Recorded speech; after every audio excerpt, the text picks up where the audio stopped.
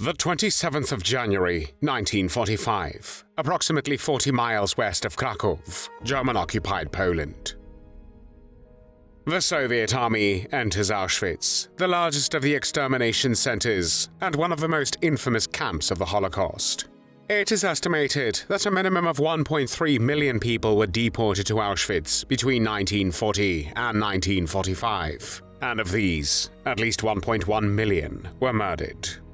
In this Nazi factory of horror, the Soviet soldiers liberate more than 7,000 surviving inmates who are mostly ill and dying. The unspeakable conditions the liberators confront shed light on the full scope of Nazi horrors. One of the perpetrators of the criminal Nazi regime responsible for these atrocities is Wilhelm Boger. Wilhelm Friedrich Boger was born on the 19th of December 1906 in Zuffenhausen, then part of the German Empire. He was the son of a merchant and grew up in a lower middle-class family. As a teenager, he became a member of the Hitler Youth, the Nazi organized youth movement. The Hitler Youth was a paramilitary organization designed to train boys as future fighters and soldiers for war. As an official organization of the Nazi state, the Hitler Youth had a military structure at the local, regional, and national levels. The boys practiced military drills and learned how to handle weapons. They also worked on farms in the summer and participated in competitive sports, especially boxing. While some boys enjoyed the physical challenge, competition, and camaraderie, others found the constant focus on preparing for war and sacrificing themselves for the fatherland very difficult. In 1929, Boger joined the Nazi Party, and in the same year also became a member of the SA, or Sturmabteilung, which was the Nazi paramilitary force also known as the Stormtroopers or the Brown Shirts due to the color of their uniforms. In 1930, he transferred from the SA to the SS, and in the following years, after holding several jobs, he became unemployed. In the early 1930s, Boger got married, and the marriage produced 3 children. However, 2 of them died young. Years later, he divorced and married his second wife, who already had a daughter with him, and this marriage resulted in 2 more children. On the 30th of January 1933, Adolf Hitler was appointed Chancellor of Germany by President Paul von Hindenburg. In July 1933, Boger joined the political police in Stuttgart and then attended the police training school from 1936 to 1937. After passing the police force examination in 1937, he was appointed police commissioner, even though he had been taken into custody in 1936 for mistreating a prisoner during interrogation. The Second World War began on the 1st of September 1939 when Germany invaded Poland. After the invasion, Boger was transferred to German-occupied Poland to serve at the state police office in Ciechanów, known as Tichenau in German.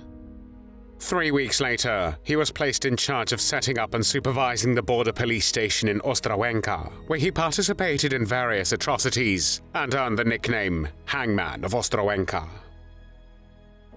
However, Boger's career was negatively affected by his personal misconduct.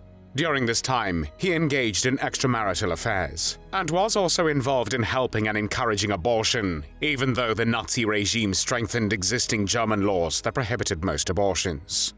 This led to his suspension from police service in the summer of 1940. After Germany invaded the Soviet Union on the 22nd of June 1941, Boger served on the Eastern Front and was wounded near Leningrad in March 1942. 9 months later, Boger was transferred to Auschwitz concentration camp, where he worked in the political department, which dealt with keeping files on individual prisoners, receiving prisoners, maintaining camp security, combating internal resistance, and conducting interrogations. From December 1943 until the evacuation of the camp, Boger led the section of investigations and interrogations with the rank of SS Hauptsturmführer, equivalent to the rank of captain. Wilhelm Boger was a sadist, feared by the inmates in the camp, not only because of the atrocities he committed, but also because of his physical appearance. He was 1.7 meters, or 5 foot 6 inches tall, and disproportionately built, with shoulders that were too narrow. He had sunken cheeks, a cold stare, and a very protruding lower jaw which made him look like he was constantly sticking his chin out. Moreover, he had ugly, uneven and dark teeth, and a very prominent Adam's apple.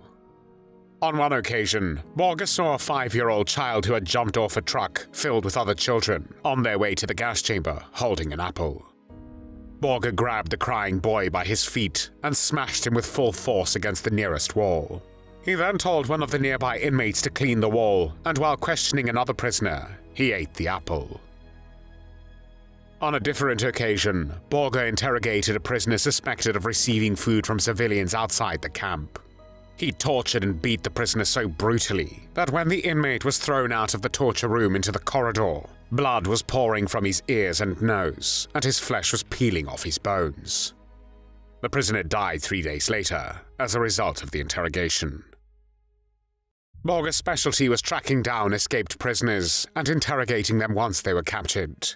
He actively participated in shooting prisoners with small firearms, took part in the mass gassings of Jewish transports, and used informers recruited from among the prisoners to gather information about resistance activities and escape plans. Boger's savagery was marked by extreme violence and cruelty. Once, an elderly Romany man was shot and thrown into a pile of corpses, but the escorts at the execution noticed that he was still alive. Boger and his fellow SS officer, Hans Aumeier, were also present, and Aumeier shouted, "Get up!" Since the man had been shot in the head, he could only sit up with difficulty.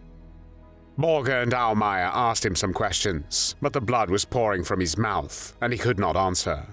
They held a mirror to his mouth to check if he was breathing, then took a wire and began to rip out his heart, causing him to die.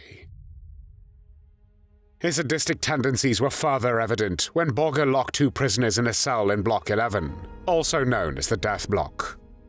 These cells were small, dark, and lacked proper ventilation, creating extremely harsh conditions for the prisoners. Boger took the keys with him and forbade anyone from helping the inmates. When the cell was opened after 3 weeks, a terrible sight was revealed. One prisoner was still alive, but the other had part of his chest cut out and had been eaten by the surviving inmate, even though the body had been decomposing for a long time. The surviving prisoner was then taken out in front of the block and shot dead. Boger's presence at executions was equally brutal, marked by his barbaric methods and unrelenting cruelty. On one occasion, 3 Russians who had escaped from the camp and were caught later were to be hanged on the gallows. One of the Russians, strong and defiant, already standing under the gallows, shouted, "Long live Russia! Long live Stalin! Long live Poland! We are marching to our deaths, but we will be avenged because our brothers will not forget us." Boger walked up to the Russian and hit him in the mouth with the butt of his revolver. Despite this, the Russian continued to shout. As Boger climbed the stairs to the table where the Russian was standing, the Russian kicked Boger in the throat, causing him to fall. Boger got up and climbed the table again. He tried to stuff a handkerchief in the Russian's mouth, but when he failed, he took out a knife, cut both sides of the Russian's mouth, unclenched his teeth with a piece of iron, and cut out his tongue. Mutilated in this way, he was hanged along with the other 2 Russians who remained passive. While at Auschwitz, Boger created an interrogation method called the Boger Swing, which he cynically referred to as the talking machine. In this method, a prisoner was bent over an iron bar suspended from the ceiling. The person's wrists were chained to his ankles, lifting him a foot or 2 off the floor, and he was pushed to swing back and forth. During this, Boger would calmly ask the prisoner questions, while he struck them with a crowbar across the legs, back, buttocks, and genitals. As the questioning intensified, Boger's voice would become harsher, eventually yelling questions and statements at the prisoner. The sharp edges of the crowbar would tear open the prisoner's flesh, causing severe trauma and often leading to death. These brutal interrogations continued until January 1945, when Auschwitz was abandoned due to the approaching Red Army. The atrocities Boger committed during his time in the concentration camp earned him among the prisoners the nickname the Tiger of Auschwitz.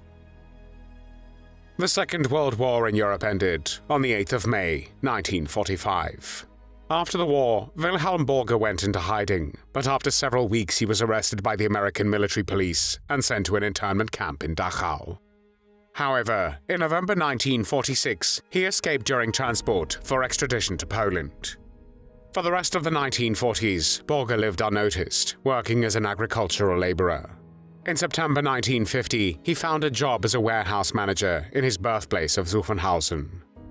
He then led a quiet small-town life, and when acquaintances or neighbors asked about his activities at Auschwitz, he would say he had done nothing he regretted. In March 1958, the Stuttgart Public Prosecutor's Office received a letter from Adolf Regner, a former Auschwitz prisoner, accusing Wilhelm Boger and other former SS members of atrocities committed at Auschwitz. In October of the same year, Boger was arrested at his workplace and questioned at the Stuttgart police headquarters. Between the 20th of December 1963 and the 19th of August 1965, Boger finally faced justice in the Frankfurt Auschwitz trials, also known as the Second Auschwitz Trial. The trial was held in Frankfurt, West Germany, and Boger was among the 24 defendants facing murder charges. He was also accused of participating in selections, emptying bunkers, shootings, and killing prisoners during interrogations. The public prosecutor's office presented a 700-page collection of evidence. A total of 252 witnesses were questioned, and 17 volumes of documents, camp plans, and photos were submitted. Boger consistently denied any involvement in the crimes at Auschwitz. He insulted and mocked spectators, and even used the Hitler salute in the courtroom. Boger was convicted of 114 murders, joint murder in at least 1,000 cases, and complicity in at least 10 more. He was sentenced to the maximum punishment permitted under West German law, life imprisonment. In addition, Boger received an additional 15 years of hard labor. In his final statement to the court, Boger downplayed his guilt, claiming he did not beat prisoners to death and was just following orders. Like the other defendants, he showed no remorse. Wilhelm Boger was 70 years old when he died in prison on the 3rd of April, 1977. In 2011, decades after the Tiger of Auschwitz died, Boger's granddaughter disclosed a startling truth she uncovered while in university: the full scope of her grandfather's crimes.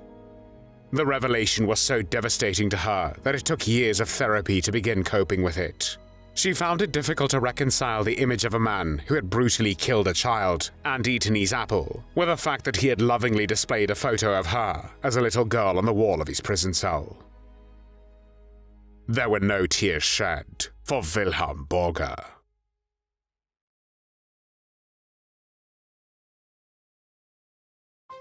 Thanks for watching the World History Channel.